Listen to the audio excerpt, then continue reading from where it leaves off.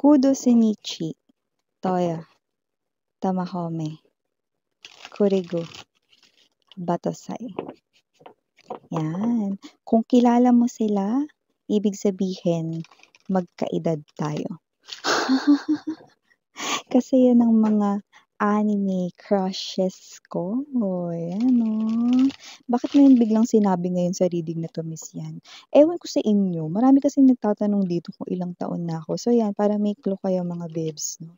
Yan yung mga crushes ko. So kung kilala mo yung mga yan, ibig sabihin, magkaedad tayo. Yan oh. Curious kayo sa edad ko. Okay, so let us see what do we have here for you guys. Okay.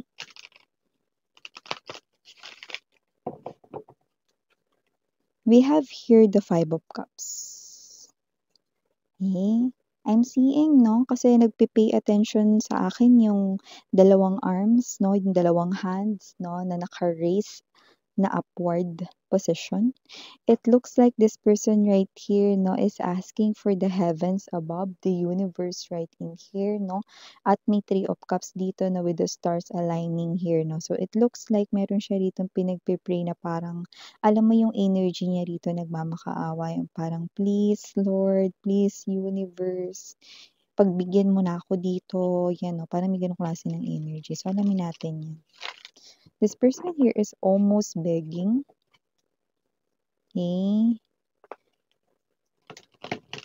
Na pagbigyan siya rito. Pagbigyan na ano. You know.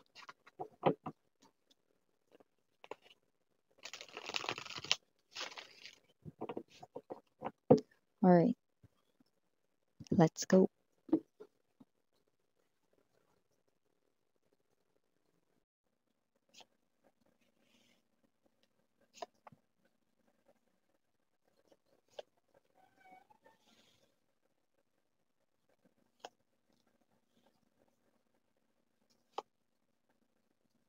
Oh.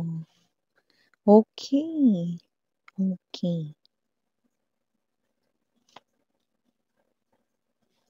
That energy, center Ace of Swords. I do felt your energy here with the Queen of Wands energy, but you're facing this side, okay? It looks like you're busy working here, no, with other things, no, sa ibang mga bagay, no. So it looks like you are someone here, no, na parang meron kang mga iba't ibang ini-entertain, no, na opportunities, no, dito sa any areas of your life.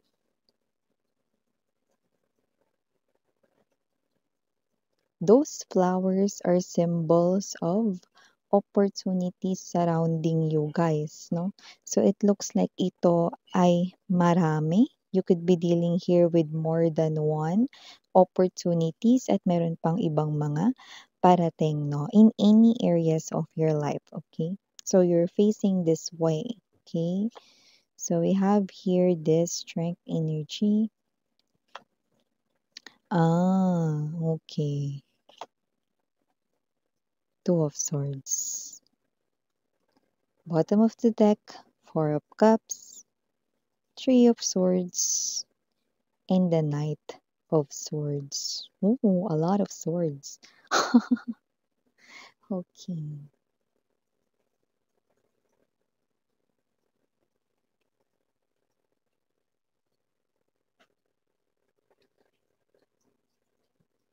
Hi and hello there, collective. My name is Yan. Welcome new subscribers. Returning tambayers, thank you sa inyong walang sawang love at support for me.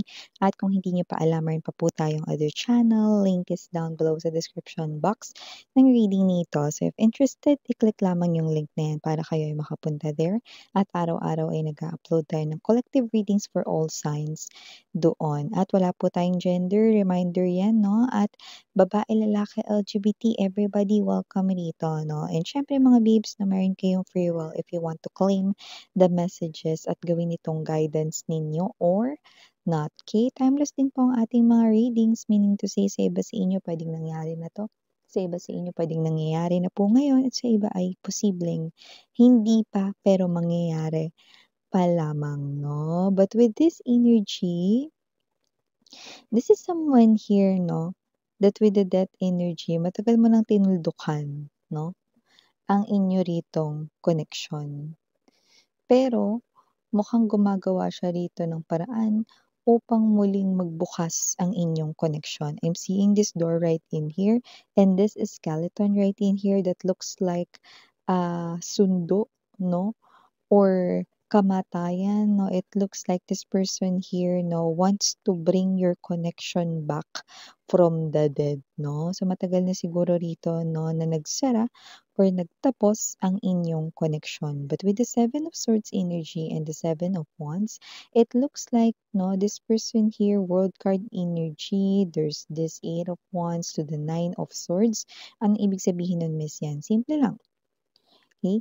Kinukulit niya rito ngayon, no, ang anyone na nasa mundo mo or ka-connect mo, no. Puwedeng one of your friends or parehas ninyong friends, puwedeng one of the people that you both know, 'yan, no, or puwede rin naman mga babes, no, na meron dito na parehas kayo rito, no, na kilala at yun yung kinukulit niya rito.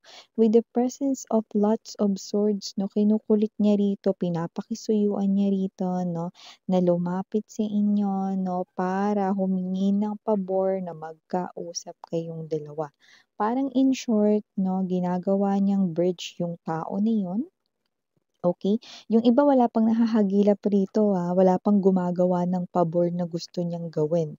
Because I think your friends or yung mga nilalapitan niya 'no or the people close to you 'no, ay tingin ko pinoprotektahan ka babe 'no, mula dito sa yung ex 'no. Yeah, I'm picking up that this ex of yours 'no, I'm feeling the energy of devil. So it looks like this person here could be, okay, toxic siya 'no, during the time ng inyong relasyon. So it looks like the people who definitely genuinely 'no, na talagang concerned sa inyo at nagke-care talaga sa'yo babe 'no, like your friends, could be your best friend, could be your, family member 'no, could be your kamag-anak, relatives right in here, kung sino man 'tong mga nilalapitan niya. Okay, kaya wala ritong sumasang-ayon sa kanya kasi may mga energy na pinoprotektahan kayo ng mga yon 'no, because they knew what this person, what this ex did to you. So they're protecting you. Pero however, okay, nakakita tayo dito ng energy 'no, na hindi siya sumusuko 'no. Nakikita natin na patuloy siya ritong may ginagawa 'no, dahil ang kanya ritong target goal or main goal ay makausap kayo. Ace of Swords energy, but it looks like this is you, no? The Queen of Wands knows everything. Okay? So, I do pick up na nakakarating ito sa inyo. No? Possible na kung isang tao lang yung kinukulit nitong ex mo rito, no? The one you've ended things long time ago, no? Okay, nakikita natin dito na pwedeng kinausap ka na rin nung person na yon na parang, alam mo, collective, kinukulit ako ng ex mo, gusto kanya kausapin, yan, no? Tapos, sunod naman, no, alam mo, ang kulit talaga ng ex mo, panay-panay ang text sa akin, panay-panay ang tawag sa akin. Gusto niyo magkausap kayong dalawa, gusto niyo gumawa ako ng paraan, 'yan. Kailan mo ba kausapin mo na nga 'to, naiinis na ako, eh. So, with the Nine of Swords energy, nai-stress na rin 'no, yung mismong tao rito na pinapakiusapan or pinakikisuyuan niya 'no. Pero yun nga, marami pa rito yung searching 'no, doon sa mga tao. Marami siya ritong kino-contact, okey? Kasi parang para sa kanya mga babes 'no, wala talaga ritong as in nag-a-agree or sumasang-ayon. Even this person here 'no, na pinakikiusapan niya rito 'no, at kinakausap kayo and this is you with the Queen of Wands energy. The Queen of Wands energy knows everything and also alam ng isang Queen of Wands, wala tayong gender dito, okay? Kahit lalaki kang nanonood 'no, babae, lalaki, LGBT, everybody welcome. Basta yung energy ay Queen of Wands. Meaning to say, alam mo kung anong ginagawa mo, okay? You know how to handle things no, in a right way.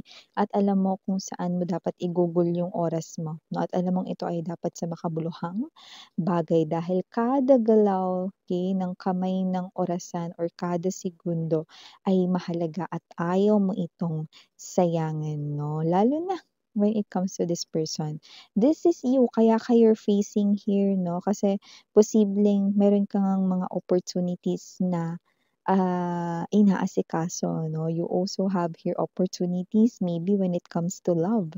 Maybe you have other suitors with S, baka may mga manliligaw ka or may mga tao dito nag-express ng emotions and feelings for you. Yes, yung iba pwedeng may options kayo in love, pwedeng more than one ang inyong kakonect, no? But for others, maybe it has something to do here with your work naman.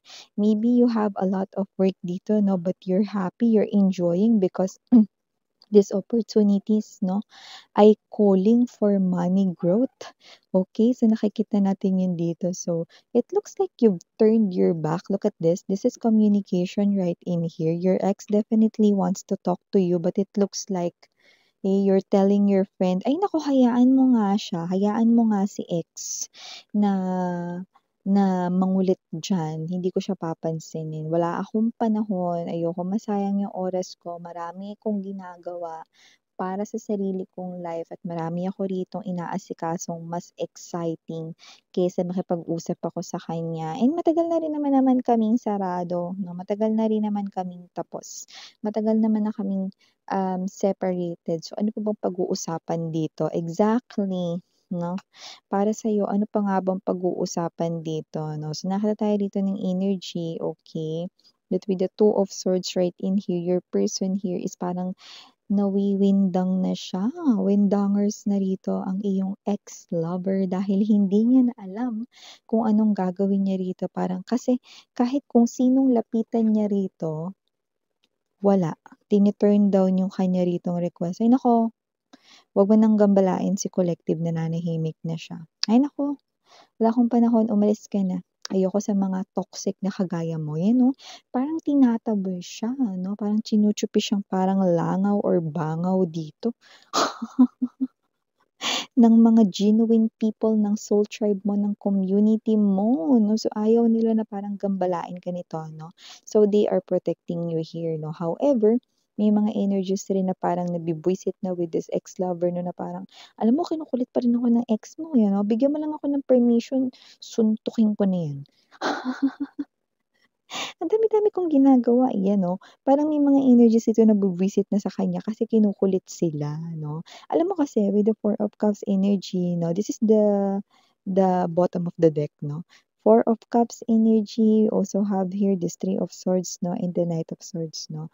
May sinasabi siya dito mga babes 'no, kaya tinutuloy-tuloy niya ito, kaya pinu-push niya itong communication 'no, kasi magpapaliwanag daw siya rito 'no.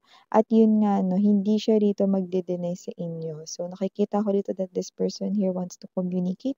Gusto niya i-explain dito kung ano yung nangyari, na gusto niya ipaliwanag rito 'no, yung bagay rito na nakasakit sa damdamin mo, and it looks like it's pertaining here 'no, doon sa kanya ritong mga hindi tamang behaviors, no, sneaky behaviors, no, with the Seven of Swords present as well here, no. Meaning to say, gusto niya magpaliwanag, no. At ang taong gustong magpaliwanag, merong sunod na gustong mangyari. Ibig sabihin, 'di ba, mga babes, no, pag gusto niya magpaliwanag, ibig sabihin gusto niya rito na bumango yung pangalan niya or gusto niya ritong maitama yung mistakes niya or nilu-look forward niya 'no, na magkabalikan pa kayong dalawa 'no. So, kung sino man 'tong energy na 'to, kagaya ng sinabi ko kanina kung maaalala ninyo, this is you 'no. Whatever happened long time ago 'no, it's already long time ago. Matagal na 'yun. I don't need your explanation. Hindi ko kailangan ng paliwanag mo kahit magsabi ka pa ng totoo or gumawa ka ng maraming excuses dito. I don't care, yan 'no. It looks like this is you 'no, IDC ang sagot mo sa kanya 'no, I don't care. I don't care, yan 'no. Kaya kung sino man 'tong energy na 'to, nakikita natin dito 'no, na ayaw niya rito na masayang yung parang part rito ng life niya 'no, na parang meron kasi dito with the Four of Cups energy, ayaw kong ma-miss yung opportunity na makapag-explain man lang ako ng sarili ko kay Collective. Ano pa bang kailangang i-explain dito? Nagkamali siya rito 'no, at nakita ko na siyang main reason kung ba't kayo nag-break or nagkahiwalay. dito, ano. And kung sino man itong mga babes 'no, nasa sa inyo kung gusto niyo pa rin pakinggan yung kanya ritong explanation 'no.